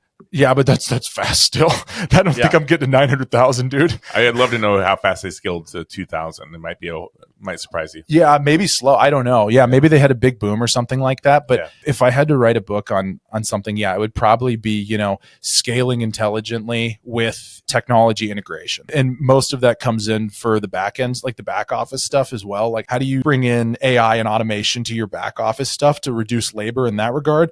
But also, how do you just keep a consistent process moving forward? But even then, it hurts to say that, because I don't truly believe I've done that yet. We've been able to maintain our quality up to 2,400 doors. Am I going to be able to maintain my quality at 10,000, 20,000? That's the real challenge. Like, when I'm 70 years old, I'll write that book if it works. I might have a different one to write. It's crazy how the years go by and how much, like I talked about, how small brain you were. Like, looking at our goals in 2021, it's like we want to have 100 third-party doors in 3 years. And it's like, well, 2 years later, we have 1,700. So it's like your brain changes. The Fleming was scary as fuck when I first looked at it. Now I'm like, yeah, I'd buy 3 of those. Yeah. Like right now. And we'd crank them. But it's because I'm confident in our systems and I'm confident in myself and what I know, and that if a problem arises, I've solved some scary shit already. I could solve some more scary shit. That's why your kids will have a different life than you had, because you had to go and actually grind and do it. Third generation, dude. The third generation is going to be running the systems and knowing the systems and taking that to the next level. If I do everything right, that's scary. Third generation is like, everybody says, the first builds it, the second enjoys it, the third destroys it. Yep. And I have a 7-month-old son now, and I look at him and I'm constantly thinking, like, what do I need to do to this dude to like give him the tools to go out, and if he wants to go into the business, go into the business. If he wants to do something else, be successful there. But I'm not there yet. I need to read some more books and figure that. I'm like, do I just like force him to like scrape paint off a wall for like 10 years? I'm like, I don't know. As long as it's not lead paint. Yeah. Is it going to be, is that the smart? That's what I was thinking. Is that the smartest thing to do with your kid who's going to go into a business third generation? And how many units are we going to have when he gets into it? Is the best thing for him to do brute force hard labor? Should I have him, working on underwriting property? Should I be educating him in different ways? When you have a kid, you're raising basically the next generation of your company, the next leaders in your company, if you want it to be a family business. I really feel like you need to be very intentional on where do you think your business is going to be and what kind of leader is your business going to need. I don't think that Kouri Management, if we do everything right and we hit our goals and we have 20,000 doors in 30 years, I don't think that I'm the best person to run that company. Based on how I was raised and how everything went and everything. I think I'm like a grinder. And like, when you get to that level, when you have that level of revenue, when you have the ability to make, I'm not even talking about operating the company. I'm talking about, where do we pivot from here? We have 20,000 doors. We have this much cash coming in. What are we investing in? What companies are we doing? You need somebody on like the next level of like, you need like a like Ivy League dude that's like you know what I mean? Like, hey, call your contacts at McKinsey and see who's left there. They don't want to talk to me anymore. Go ahead. Sorry, next one. I'm being super long. You're good. You're good. Okay, it's the Kouri podcast. You can interview anyone in the world today. It's live. Who is it? What's the one question you want to ask? It doesn't have to be real estate related. Okay, so my 3 business heroes are Dana White, Rick Harrison, and John Tafford. If you know who the last two, everybody knows who Dana White is. Yeah. Rick Harrison, Pawn Stars. John Tafford. I met John Tafford. He's really Bar Rescue, right? Yeah, Bar Rescue. I love those dudes. Yeah, I just grew up watching them. I like the way they operate. I would love to have any of the 3 on. Honestly, if I had to have one on, I'd probably want to have Rick Harrison on. He's really somebody that had an extreme passion for nice, specific historical artifacts, unique things. He knows so much about history, and he used that to create a business that was extremely profitable. I mean, he was making like he was probably like his bottom line was like over $1 million a year before he got the show, and he built that up from nothing. I also like the fact that I like his mentality of how he operates. So I don't know if you got him about Rick Harrison. The viewers might not know. I'm just picturing him negotiating the Fleming bill, and he just says, "Best I can do is $20." Yeah, literally. He grew up with what's the disease where you have seizures? Epilepsy. Epilepsy. He had epilepsy really bad when he was a kid, and he thought he was going to die because they basically told him, "Hey, one of these times you're going to fall down, hit your head, and die." And so when he was 15, he dropped out of high school, because he was like, I have nothing to lose. And he was buying and selling things, flipping things basically, and ended up wanting to start a pawn shop. He went to the city of Las Vegas, said, I want a business license to open a pawn shop. And they said, well, we can't have any more actually. Somebody made a law where there's no more, but when the population hits X amount, we can have one more pawn shop. And so he went down to the thing every single day to check. After like 4 years, the population finally hit the point. He had to fight for it too, because some other guy who owned a pawn shop wanted it, but he was there first. So he ended up getting his pawn shop. And really until he was like 30, according to him, he really thought he was going to die. Medicine hadn't got that good yet. And so he just had a mindset of like, I'm going to do what I truly enjoy, and I'm going to try to make as much money as possible doing it. And there's a great quote that I tell myself all the time. What do you have to lose when nothing in the world belongs to you? And I think about that a lot in the sense where it's like, how big can we get? How much can we scale this? Well, I really haven't, like I go back to, do I really own property? Do I really have these contracts? They can go away at any time. I didn't start with them. I'll die one day. They won't be mine anymore. So like, let's just see what happens. And obviously do it in a responsible way, but also like, be a little reckless in some parts. Bite off more than you can chew, swallow it, and move forward. And FIO, figure it out. Yeah, exactly. All right. Well, that's great. We have never heard Rick Harrison brought up. We've never heard any of those three, actually. That was great. Yeah. Okay. Sad times in the Kouri household. It's the end of the road for Andy. Who is going to deliver your eulogy, and what do you hope to leave behind for a legacy? I mean, I don't have any other kids besides my son right now, but hopefully my kids. And hopefully, I mean, I don't obviously like if anyone else is alive, great. Like they outlived me, but like I really would love my kids to be at my funeral, and God forbid the other way around. Yeah. But it's, but yeah, I look at them and I just really hope that like if they were to say anything, like, that we had a good life together and they really enjoyed being around me and we had a good time, because I look at them, I look at my son right now and I'm excited because I'm like, God, this dude, he's going to grow up. He's going to start talking here. We're going to be able to hang out. We'll go hunting. We'll go fishing. He'll go to school. He'll start learning some stuff. I'll get to show him so much. And then like my big dream, like I'm not going to force this on him, but my big dream is like, one day we get to work together and I get to see him every single day. Like I get to see my brothers and we all get to hang out and I get to watch him kind of grow and build himself up. And I get to give him a platform to do that. Like I was given the platform to do this, and really just, that's like the meaning of life for me now. I mean, before I had a kid, it was like, let's go to the bars. Now that it does change you. Yeah, it's kind of wild how much everybody said it changed me. And I was like, I bet it will. And it's like, no, it actually it's terrifying and it's amazing at the same time. But that's my biggest hope, because I think about my dad and I'm like, the one thing, I mean, obviously he was a great guy. I love to talk to him. But if I could go back and talk, the one thing I wish I had right now, obviously there's moments where I could wish I could ask him for advice, for asking questions, but God, I talked to Alex about this. Not that I know everything or I'm extremely like skilled now, but like, I feel like I know enough where I could really talk to him as like, like kind of a peer. Yeah. Like a peer. Exactly. And I wish I could just ask him, like, what do you think about cap rates right now? What do you think about like, like, what do you think about Freddie loans? What do you think about this deal right here? What do you like about it? What do you not like about it? Because I never I mean, we did that when I was a kid, but I didn't understand. It's like we talked about, like when you have a reference to something, you can talk efficiently. You can have a really good conversation with somebody when you truly understand what you're talking about, and you both do. And I just feel like I never really got to have one of those conversations with him. And you were always a couple steps behind. Way behind. I was a million steps behind. I mean, I knew how to paint a wall. And like, I knew how to like run like the avenue downtown, but like I didn't understand and run a lawn mowing company. Yeah, exactly. I didn't understand how to. We always never had those conversations, and I always see people now whenever I see somebody who's either works at the same company as their dad or they're working with their dad, I always make a point to pull them aside and just say like, "Hey, enjoy this," because it's you have like an amazing opportunity right now, like, and not even an opportunity to learn something, just an opportunity to spend some time with your dad. We only have so much time in this world, and obviously we need to make money, and obviously we need to take care of business, but like, you want that time to be good too.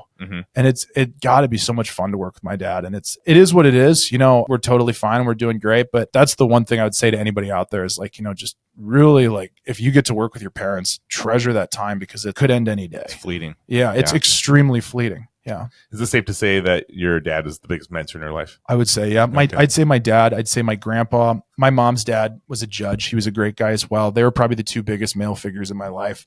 They both died about a month apart.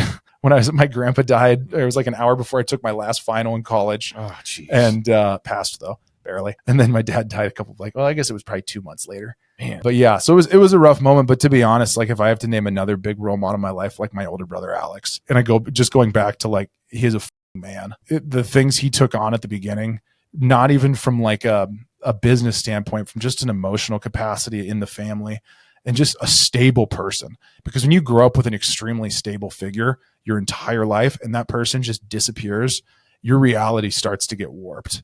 And if you can't attach yourself onto another rock, then you start to lose like yourself. And having Alex and having him step into those shoes, and he did it unintentionally. I mean, maybe he was thinking about it, maybe he wasn't, but he just fucking did. And he's definitely, I mean, currently right now, like, who do I ask anything ever? Alex. What car am I going to buy? I'm going to talk to Alex about it. What do you think about this? Like, do you think it's a stupid idea? You think it's smart or whatever? And like, I mean, it's amazing to have somebody like that. My younger brother as well is great, but he's a younger brother. You know what I mean? Sure. Like, I love Augie. He's a bulldog, but I don't know. Alex is, if Alex didn't want to do this business, I don't know if I would do this business. And that's really strange to say, but I don't know if I'd want to do it without him. That's cool. I love it. Family values. All right. Let's see. Well, we've got one last question for you. Beautiful. Are you looking for anything in your business right now that somebody catching this episode might be able to connect you with, either a person, place, or thing that's missing? Honestly, we're just starting to make that third layer now in our business of regional managers, and even higher than regional managers as well, like filling out like the executive block. And one of the things I'd be interested, I guess, is just, I'd like to talk to more people who have done that, who have had staff, who owned a business with a staff of 100 plus. And I do know people like that, and I'm talking to them. But that's the big thing weighing on my mind now, is how do you do that correctly? Because you can build out all the systems and processes you want, but when it comes to managing those, then also building out systems and processes as well. I don't want to be, creating the wheel every single day. I'd like to have employees doing that. It's called scale. But how do you find those people? How do you train them? How do you give them what you have? Because they're going to be doing your job. And that's something that, like, how do you compensate them? How do you do that? That's something that I'd be interested in learning more about. And yeah, that's something that sits in my mind a lot, of like, how do we do this? Because that's a gigantic foundation. You know what I mean? And it also allows me to do more. John Hoyt might be a good person to talk to. Ooh, yeah. Who is John Hoyt? John sounds so familiar. He had the biggest lawn company, one of the biggest lawn companies in the country, and he just sold it. He had all the Air Force Base. Old guy, gold chain. Yeah, sounds right. Yeah. I know that. I met him once or twice. And I think don't quote me on this, but I think he's got 4,000 paid off rental units. Yeah, he's got all the office stuff. Yeah. No, apartment buildings. That too. 4,000. I think he's got 4,000 units there. And then he does a lot of charity, a lot of give back. I think he's potentially doing something in Council Bluffs with the charity event also. So a lot of sober living homes. Well, he does all the stuff for the Charles E. Lakin Foundation. Yeah. Like he's a huge part of that, where they're taking all the Southwest Iowa rural communities and basically managing the foundation money and creating affordable housing initiatives. Yeah, I think him and Charles are like best friends. I think he's overseeing that whole program, isn't he? Yeah. Okay. Yeah. Which I know you're doing some stuff. They have the YMCA in Council Bluffs. Yeah, it's great. Yeah. Thank you for that. I appreciate that. All right. Well, let's get you out of here, Andy. What's the best way for listeners to reach out to you or connect with you? Yeah, kourimanagement.com. Find me on LinkedIn, Andy Kouri, last time spelled Kouri. If you know anybody on this podcast, they have my contact information. Andy@kourimanagement.com if you want to send me an email. I'm not going to throw my number out here, but if you reach out, I'll probably give it to you. But yeah, hey guys, thank you so much for having me on. I've never done anything like this before. This was a great time. Yeah, you did. Yeah. Awesome. You did a great job. We didn't hardly have to ask you. I mean, this was great. We got the whole story. I'm sorry if I just no. It makes our job a lot easier. Yeah, so it makes fun. Well, thank you so much for coming on. And one thing I think I could say with confidence is, man, I think your dad would be proud of you and the man that you've become. 100%, man. I mean, just taking the family business and next level. But I know it's a joint effort, but I appreciate that. Yeah, thank you. That means more than you think. What a story. Yeah. Thank you. But with that, Owen Dashner, we see us out. On behalf of REIA Radio, Aiden Bear, and Ted Kosh, I'm Owen Dashner. You've been listening to Andy, now taking applications for a new brother, Kouri. Yes, signing off.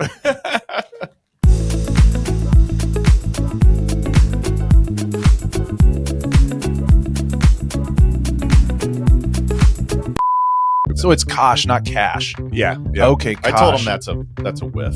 You should be Cash. I asked the family, and I'm like, hey, do you guys just want to rebrand as Cash? And Carson said no. So you should have. I was telling my wife this morning. I was like, I'm going to a podcast. She's like, who is it? Like Owen Dashner and Ted Cash. And she's like, that's a great name, Ted Cash. And she's like, that sounds like an oil baron in Texas or something. Been telling him this for years. We do play on words. We have like Cash Money Properties, Cash Money, but everybody just says Cash, so we just go with it. Ted Cash. Yeah. So. I mean, I don't. You sound like a character in like a Quentin Tarantino movie. Ooh. That's like an oil baron in like Texas.